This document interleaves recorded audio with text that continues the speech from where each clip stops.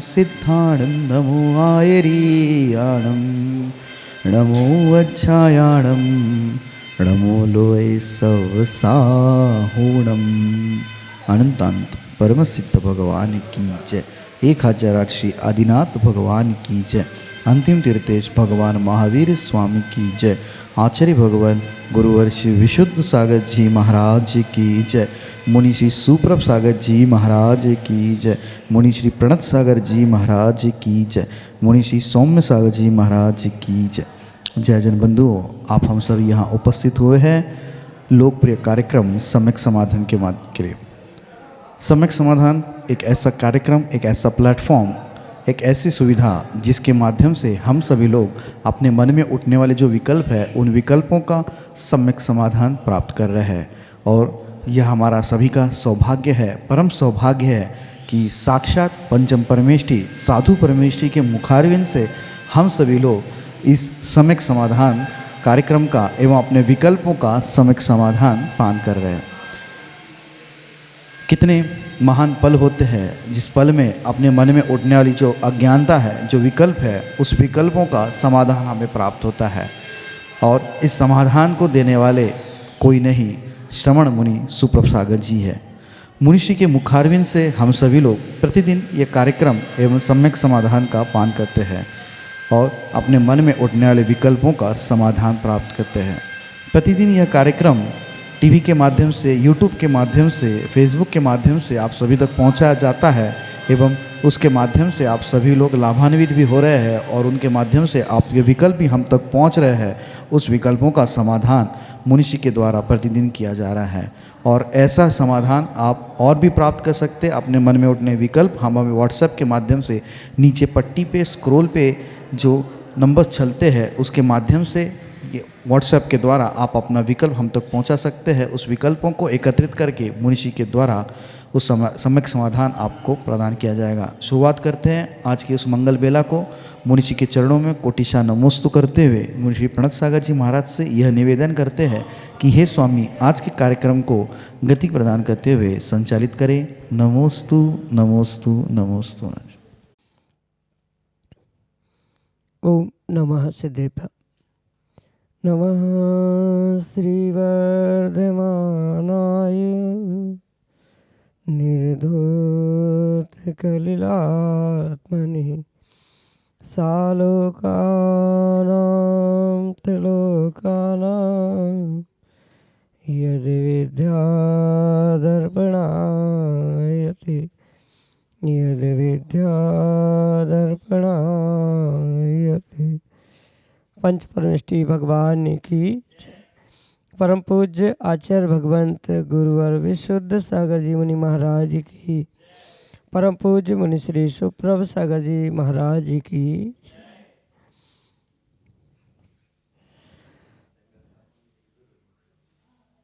समीचीन विकल्पों का सम्यक समाधान, सम्यक ज्ञान की वह अनूठी विधा जिसके माध्यम से हम सभी प्रतिदिन अपने ही मन के उन अनेकानेक समीचीन विकल्पों का सम्यक समाधान आगम के परिप्रेक्ष्य में प्रतिदिन प्राप्त करते हैं और वही सम्यक समाधान हमारे मन को निर्विकल्प बना करके और हमारे कल्याण का मार्ग प्रशस्त कराने वाला होता है।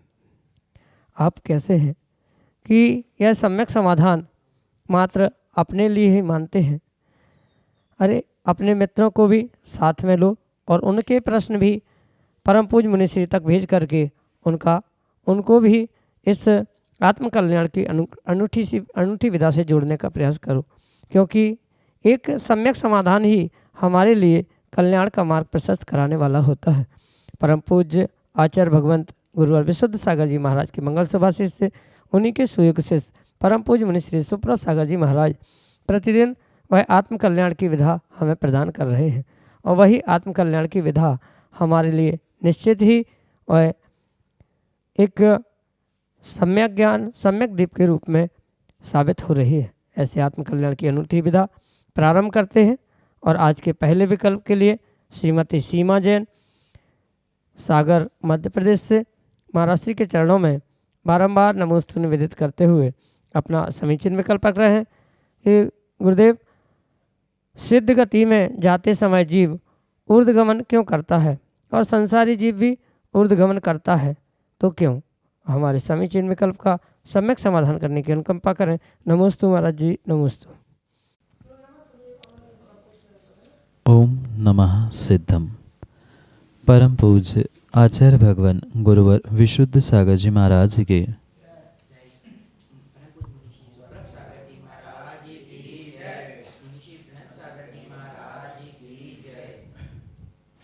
आगम में दो प्रकार के जीवों की संकल्पना आचार्य भगवान ने तीर्थंकर भगवान के वाणी से प्राप्त करते हुए समझाने का प्रयास किया। एक मुक्त जीव और एक संसारी जीव, और उन दोनों के निमित्त से उनकी गमन करने की गति को भी आचार्य भगवंत उमा स्वामी महाराज अपने तत्वार्थ सूत्र जैसे महान ग्रंथ में हम सभी को समझाने का प्रयास करते। जो जीव मुक्ति को प्राप्त करते हैं, आठों कर्मों का नाश करके सिद्ध अवस्था को प्राप्त करते हैं, वह एक समय में ही ऊर्ध्व गमन करते हुए उस सिद्ध शिला पर पहुंच जाते हैं। और जो संसारी जीव होते हैं वो भी अनुश्रेणी गति यानी उस श्रेणी के अनुसार गमन करते हुए ऊर्ध्वगमन भी कर सकते हैं, तिर्यक गमन भी कर सकते हैं, अधोगमन भी कर सकते। पर जो सिद्ध जीव यानी जो सिद्ध बन चुके हैं, मुक्त, ऐसे जो मुक्त जीव है वह नियम से ऊर्ध्वगमन ही करते हैं। इस ऊर्ध्वगमन को कारण समझाते हुए उमा स्वामी भगवान पुनः अपने तत्वार्थ सूत्र के 10वें अध्याय में ये समझाने का प्रयास करते हैं कि जैसे अग्नि की शिखा स्वभाव से ही ऊर्ध्वगमन करती है, जैसे वह लेप से आलोकित या लेप से आपूरित जो तुमड़ी है वह जैसे ही पानी में डाली जाती है, लेप छूटते ही वह तुमड़ी पानी के ऊपर ही आती है। एरंड का बीज जैसे ही चटकता है तुरंत ही वह ऊर्ध्वगमन करता है। ऐसे अनेक दृष्टांतों को देते हुए यहाँ जीव के उस स्वभाव को समझाया जा रहा है, क्योंकि जब तक जीव संसार में है तब तक वह विभाव अवस्था में है, और विभाव अवस्था में वह तिर्यक गमन, ऊर्ध्वगमन, अधोगमन आदि अनुश्रेणी के अनुसार गति करता है, क्योंकि वह संसार की गति को प्राप्त करता है। पर ऊर्ध्वगमन करने वाला वह मुक्त जीव एक समय में नियम से ही उस सिद्ध शिला पर पहुंचता है। उसके लिए जैसे उस एरंड के बीज का स्वभाव ऊर्ध्वगमन करना है, अग्नि की शिखा का स्वभाव ऊर्ध्वगमन करना है, लेप से दूर होने वाले उस जो तुमड़ी है उसका भी स्वभाव अपने आप ऊपर उठना है, पानी भी कितना ही पानी में कितना ही तेल भी डाल दे पर तेल भी अपने आप स्वाभाविक रूप से ऊपर आता है। ये जैसे उनके स्वभाव है, ऐसे ही मुक्त जीव का कर्मों का अभाव होने से, उसका स्वभाव होने से ऊर्ध्व गमन ही करता है। ये मुक्त जीव के निमित्त से समझने की आवश्यकता है। जो संसारी जीव हुआ करते हैं वह ज़रूरी नहीं है कि वे ऊर्ध्व गमन ही करे, पर मध्यलोक से अगर उन्हें ऊर्ध्वलोक जाना है तो वह ऊर्ध्व गमन भी कर सकते हैं, पर उनका ऊर्ध्व गमन उन सिद्धों के समान नहीं होता। एक समय में भले ही वह ऊर्ध्व गमन करके उस ऊर्ध्वलोक में पहुंच जाए, पर सिद्धों की बराबरी उनके साथ नहीं होती। सिद्ध जो बनने वाले हैं, जो मुक्त जीव हो चुके हैं, वह कर्मों के अभाव से स्वभाव से ऊर्ध्व गमन करते हैं। यही कारण आचार्य भगवंत उमा स्वामी महाराज ने अपने तत्वार्थ सूत्र ग्रंथ के 10वें अध्याय में कहा, जिसका अनेक ग्रंथों के माध्यम से भी हम और प्रमाणों से उसकी पुष्टि कर सकते हैं। इसलिए स्पष्ट रूप से यह समझे कि सिद्ध बनने वाला जीव या सिद्धालय में पहुंचने वाला वह मुक्त जीव कर्मों का अभाव होने से स्वभाव से ही उसका ऊर्ध्व गमन हुआ करता है। संसारी जीव ऊर्ध्व, अधो, तिर्यक अनेक प्रकार के गमन करते हैं, पर संसारी जीव का ऊर्ध्व गमन और मुक्त जीव का ऊर्ध्व गमन इसमें बहुत अंतर है। संसारी जीव कर्मों के साथ ही ऊर्ध्व, अधो, तिर्यक गमन करता है, पर मुक्त जीव कर्मों से रहित होकर उसका वैसा स्वभाव ही होता है। कर्मों के साथ विभाव अवस्था में नहीं अपितु कर्मों से रहित होकर वह स्वभाव को प्राप्त करते हुए नियम से ऊर्ध्व गमन ही करता है। ये उसका स्वभाव है, इसलिए उसमें कोई तर्क नहीं। इसी प्रकार से आपके इस विकल्प का सम्यक समाधान। अगले समीचीन विकल्प के लिए सिद्ध क्षेत्र आहार जी से नयन जैन महाराज श्री के चरणों में बारंबार नमोस्तु निवेदित करते हुए अपना समीचीन विकल्प रख रहे हैं कि महाराज जी, जैसा कि आपने बताया कि पंचम काल में अवधि ज्ञान नहीं होता, तो फिर कल्कि और उपकल्कि राजाओं के समय में किसी एक मुनिराज को अवधि ज्ञान क्यों होता है? हमारे समीचीन विकल्प का सम्यक समाधान करने की अनुकंपा करें। नमोस्तु महाराज जी, नमोस्तु। आगम के अनेकानेक सिद्धांतों को हमें अनेकांत से समझने की आवश्यकता है, क्योंकि बहुत सारे ऐसे सिद्धांत हैं जो परस्पर में प्राथमिक अवस्था में विपरीत दिखते हैं, पर वह किसी भी प्रकार से विपरीत नहीं हुआ करते। जो पंचम काल में अवधि ज्ञान का निषेध करने वाला सिद्धांत है वह परम परम परम सत्य है, पर जैसे कि कथन अनेक प्रकार का हुआ करता है, सामान्य कथन, विशेष कथन, जो ये पंचम काल में अवधि ज्ञान नहीं होता इसका प्ररूपण करने वाला जो कथन या सिद्धांत है वह सामान्य कथन कहा जाता है। और उस सामान्य कथन के लिए, सामान्य सिद्धांतों के लिए कुछ विशेष कंडीशंस, विशेष घटनाक्रम के निमित्त से, विशेष परिस्थितियों के निमित्त से अवश्य ही कुछ विशेष सिद्धांत, विशेष नियम भी लागू किए जाते हैं। जैसे सामान्य रूप से शायद आपने ये पढ़ा हो, every rule has its an exceptions. प्रत्येक नियम के लिए विज्ञान में भी कहीं ना कहीं कुछ एक्सेप्शंस मिलते हैं। ऐसे कुछ सिद्धांत सामान्य हुआ करते हैं और उसके लिए परिस्थितिवश कुछ विशेष नियम, विशेष सिद्धांत भी लागू किए जाते हैं। इसी विषय के परिप्रेक्ष्य में ये पंचम काल में अवधि ज्ञानी मुनिराजों का नहीं होना या अवधि ज्ञानी नहीं होना ये परम सत्य है। पर फिर भी कल्कि उपकल्कि के समय में जो एक मुनिराज इस अवधि ज्ञान से युक्त होते हैं, ये मात्र विशेष कंडीशन, विशेष परिस्थिति, विशेष अवस्था के निमित्त से ही हुआ करता है। जब तक वे कल्कि उपकल्कि राजा या जीव नहीं होते तब तक किसी भी प्रकार से उन अवधि ज्ञानी मुनिराजों का अस्तित्व भी नहीं होता। अगर उस समय पर अवधि ज्ञानी मुनिराज नहीं होते तो कल्कि उपकल्कि कौन है, उसके निमित्त से धर्म को क्षति कैसे पहुंच रही है आदि समझाने वाला कोई नहीं हो सकता था।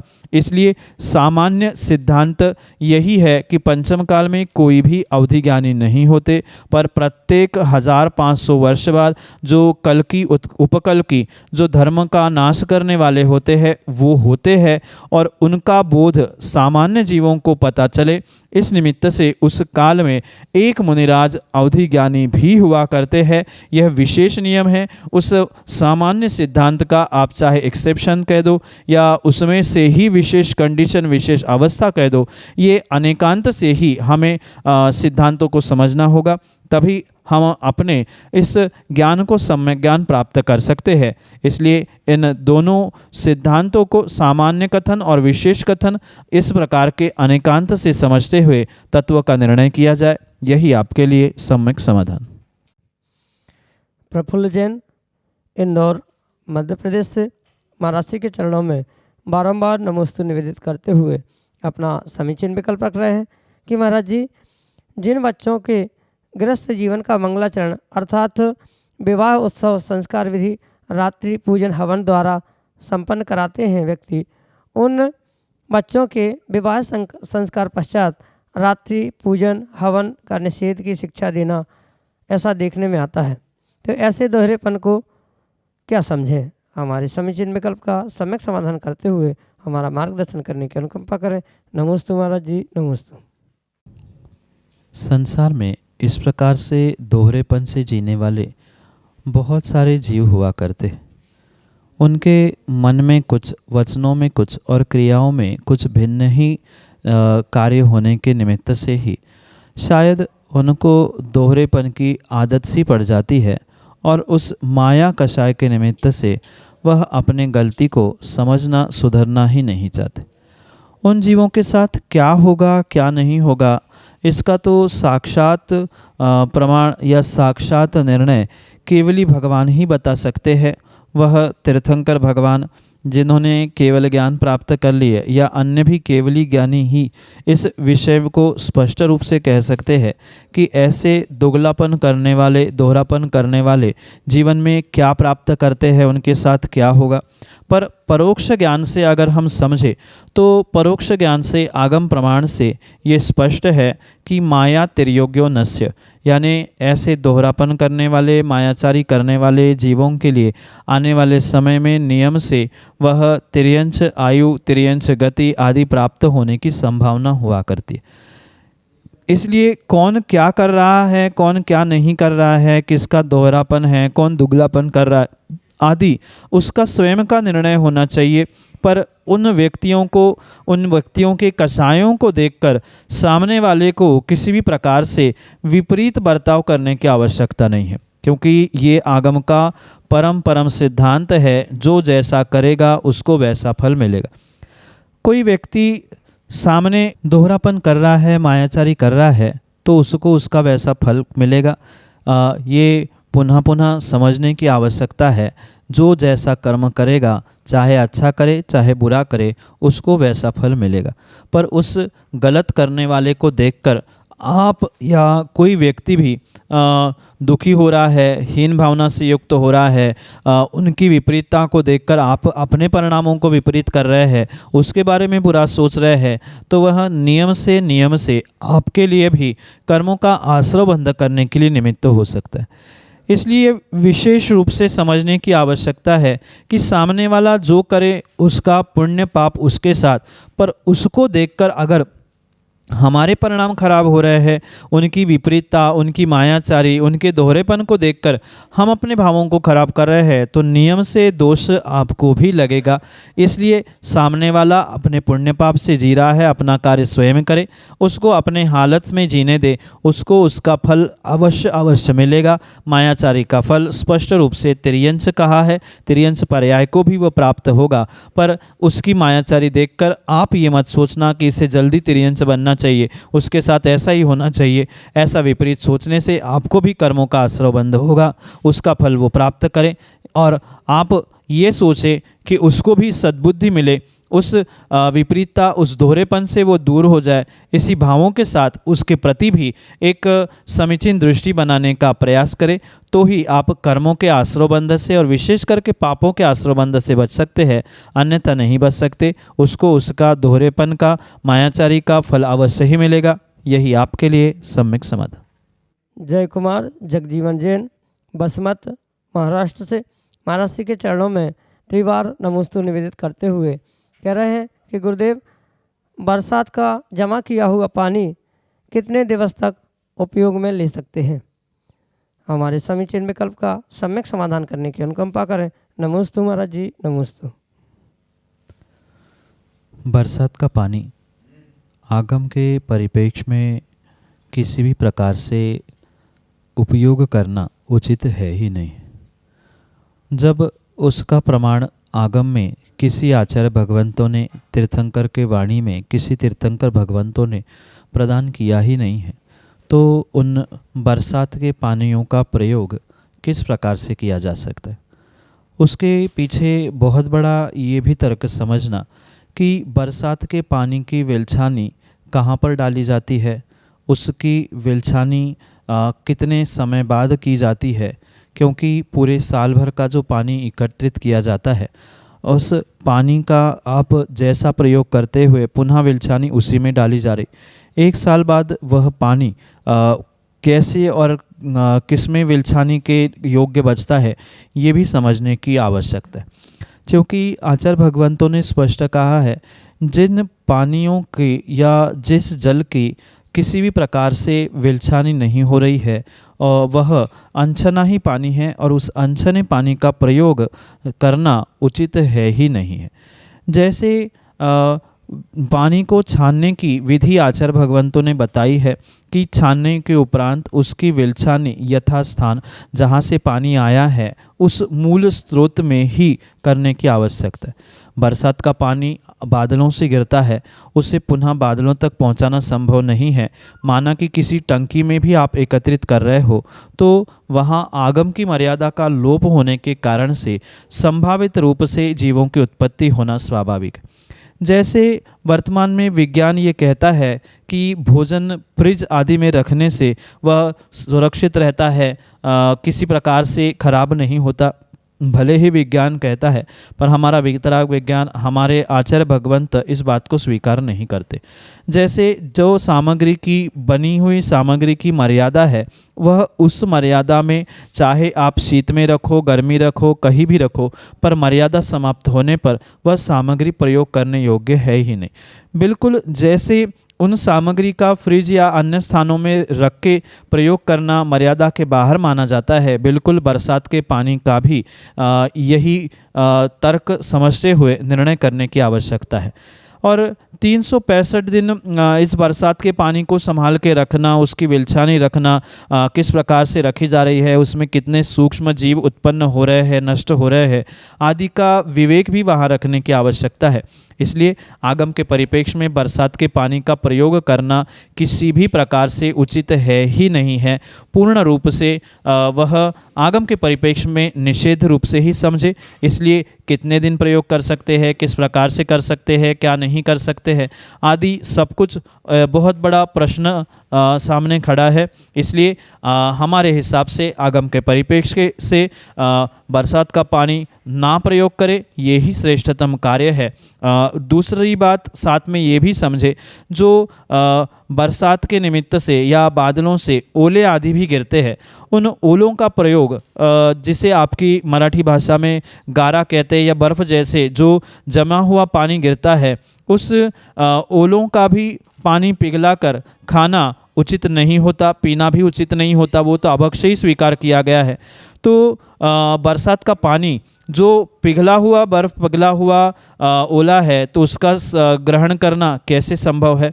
इसलिए ये अवश्य समझे कि बरसात के पानी का प्रयोग आगम के परिप्रेक्ष्य में और हमारे हिसाब से करना उचित है ही नहीं है। विवेकपूर्वक इसका निर्णय करते हुए ही आप प्रयोग ना करें, यही श्रेष्ठतम कार्य है। यही आपके लिए सम्यक समाधान। सक्षम जैन, गुरसराय, उत्तर प्रदेश से अगले समीचीन विकल्प के लिए हमारे सामने। नमोस्तु महाराज जी, नमोस्तु। मेरा विकल्प ये है कि जब एक धर्मात्मा श्रावक डेली प्रतिदिन अभिषेक कर सकता है, तो मुनि उनसे श्रेष्ठ होते हुए अभिषेक क्यों नहीं कर सकते। हाँ, ये परम सत्य है। श्रावकों की अपेक्षा से निर्ग्रंथ मुनिराज श्रेष्ठ होते हैं, महान होते हैं। पर ये भी अवश्य समझे कि श्रावक की चर्या और साधु की चर्या, इसमें ज़मीन आसमान का अंतर हुआ करता, और दोनों की चर्या में अंतर होने के कारण से ही साधुओं को श्रावकों की अपेक्षा से श्रेष्ठ कहा जाता है। श्रावकों का जो हिंसा का त्याग है, वह पूर्ण रूप से 9 कोटि से, यानी कृतकारिता, अनुमोदना, मन वचन काय से नहीं होता। कुछ अंशों में वह 4 हिंसा में से मात्र एक संकल्पी हिंसा को छोड़कर अन्य 3 हिंसा करने की उनके लिए आचार्य भगवंतों ने छूट कही है, क्योंकि वह श्रावक है और उसकी प्राथमिक अवस्था है। पर जो निर्ग्रंथ मुनिराज हुआ करते हैं, वह पूर्ण रूप से महाव्रती है, और महाव्रती होने से वे हिंसा का 9 कोटि से त्याग करते हुए अहिंसा का परिपालन करते हैं, और उस अहिंसा के निमित्त से ही वह अपने शरीर पर कोई भी वस्त्र नहीं पहनते। परिग्रह नहीं रखना, हिंसा का दोष ना लगे, अन्य भी उनके उन 28 मूल गुणों के निमित्त से उनकी वह चर्या बहुत ही विशिष्ट हुआ करती है श्रावकों की अपेक्षा से। इसलिए जो श्रावकों के लिए कर्तव्य कहे हैं और साधुओं के लिए कर्तव्य कहे हैं, दोनों के लिए 6 आवश्यक बताए हैं। उन 6 आवश्यकों की संख्या भले ही समान है, कर्तव्य भले ही संख्या में समान है, पर श्रावकों के लिए देव पूजा, गुरुपास्ति, स्वाध्याय, तप आदि 6 आवश्यक कहे, वही साधुओं के लिए स्तवन, वंदना, प्रतिक्रमण आदि भिन्न प्रकार से श्रावकों की या साधुओं की संकल्पना आवश्यकों के निमित्त से की है। इस विशेष बात से ही दोनों की चर्या में विशेष अंतर होने से ही निर्ग्रंथ मुनिराज भगवान तीर्थंकर की प्रतिमा का अभिषेक आदि नहीं कर सकते। मुख्य कारण इसके पीछे ये भी समझना होगा कि श्रावकों के लिए अभिषेक करने का जो आवश्यक कहा गया है पूजा नाम से, वह साधुओं के लिए आवश्यक नहीं कहा। उनके लिए तो मात्र 24 तीर्थंकर और एक भगवान की स्तुति वंदना करना आदि ही आवश्यक कहा गया है। रही बात अभिषेक करने की, तो अभिषेक करते हुए शायद आपने ये तो देखा ही होगा कि जब भी अभिषेक करता है श्रावक, वह धोती दुपट्टा पहनकर ही अभिषेक करता है।